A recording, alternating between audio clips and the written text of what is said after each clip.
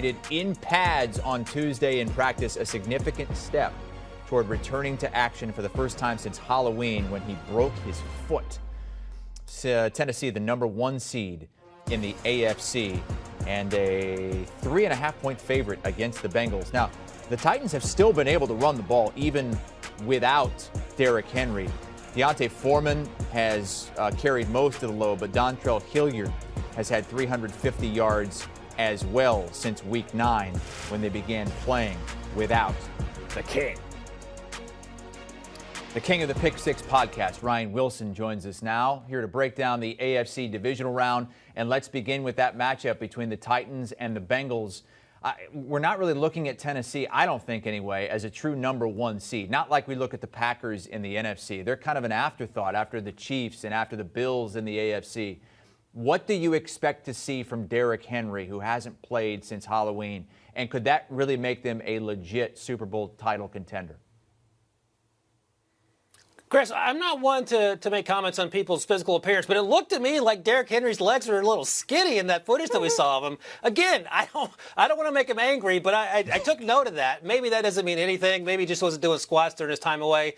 I think he's still going to be a pretty important part of that offense, of course. He only played the 8 games that you noted. He only averaged, quote-unquote, 4.3 yards per carry this season, but he was getting the ball about 27 times per game. We saw that graphic where we had D'Onta Foreman also rushing for 4.3 yards, but he was only getting about half as many carries. So they split that up between him and Dontrell Hilliard. And I think what's going to happen, we'll see those 3 players out there getting the heavy workload. And even if we see Derrick Henry at 75% of what we're used to seeing him at, that's a huge get for this Titans team, in part because they need him and add some balance, but also in part because the Bengals are banged up from that Raiders game, especially in the middle along the defensive line. They've had several guys out. They've already put Larry Ogunjobi on IR, so they're going to have to make some adjustments there. And I think if the Titans can control the ball, play the defense they played this year, which has been really good compared to previous years, they're going to be in great shape against an upstart Bengals team, the likes of which we haven't seen, I don't know when.